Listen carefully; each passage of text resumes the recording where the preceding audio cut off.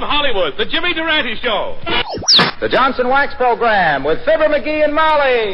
Now, have you heard the news? It's time once again for another episode of Mike Malloy Radio Gumshoe. Tonight, the thrilling conclusion to Death in the Land of the Midnight Sun, or Fool's Gold. You remember last time Mike was tipped off that Sarah Palin was going to be the Republican nominee for vice president days before the actual announcement. He flew up to Alaska to interview her before the rest of the mainstream media got the story. As soon as Palin realized he wasn't a lackey from Fox News but an actual reporter, she had him beaten, drugged, and smuggled aboard a private jet flying toward a secret rendezvous with the mysterious Mr. Moneybags. Let's listen in, shall we? I came to as the jet was making its final descent. My hands were tied, so I couldn't place my seat back and put the tray in an upright position. Looks like I missed out on the complimentary beverage and bag of pretzels, too. Damn, not my lucky day. Just then, Palin popped up like a deranged jack-in-the-box in the seat in front of me.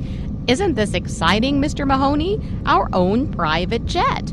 You know, when I was a little girl, I always wanted to be a stewardess. Well, sometimes ambition has to take a back seat to the higher calling of serving your country, right? Isn't that the truth? I was just telling my husband Spot the other day the exact same thing. Hey, just between us, Toots, do you have any idea what a vice president does? Oh, all that VP talk all the time. I tell you, I still can't answer that question until someone answers for me what it is exactly the VP does every day. I guess the vice president's job is probably a lot like the president's. Just do what that great American patriot Dick Cheney tells us to do. Well, here's where you get off, Mr. Madigan. I've got to scoot back home for my press conference. There's just a million things I've got to do. I got to shop, pick out clothes, my hair, A couple my of goons nails. hustled me off the plane and into one of the largest limos I've ever seen. We drove into the industrial part of the city. I don't have a clue which city. Abandoned warehouses all look alike to me. We stopped at the one that had a guard stationed in front of it. The big doors opened. We drove in, and one of the goons threw me out of the car. They backed up and drove away as the warehouse doors closed, leaving me in the dark. It wasn't the first time. Even though I couldn't see anything, I had the sneaking suspicion I wasn't alone. Feed me now! Yeah, I wasn't alone, all right. But who or what was in here with me? Someone was coming towards me. Then the lights came on.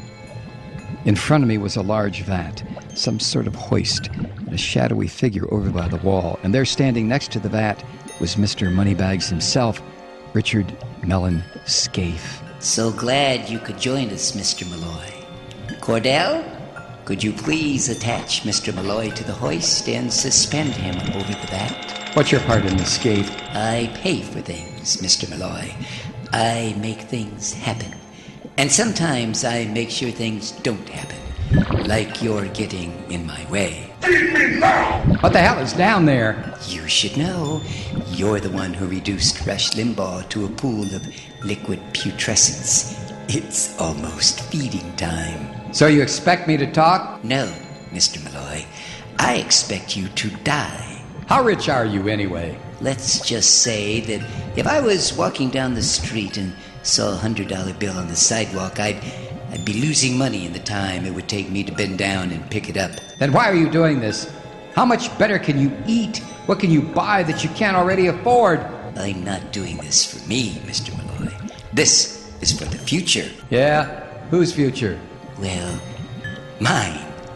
So I guess I am doing this for me, and the people who run this country, and the people who are going to continue to run this country. Not if I have anything to say about it. Well, you can rant all you want for the next 30 minutes, then you'll slowly be lowered into the vat.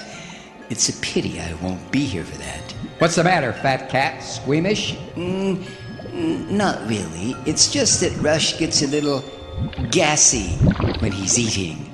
Kind of unpleasant. Good evening, Mr. Malloy. Have fun becoming part of the Borg. Come, Cordell, we can't keep our other dinner guests waiting. I looked over at the clock to see how much longer I had to live. Below, I could almost swear I could see the Limbaugh amoeba licking its non-existent lips. And then, The only person in the world I never expected to see came out from the shadows.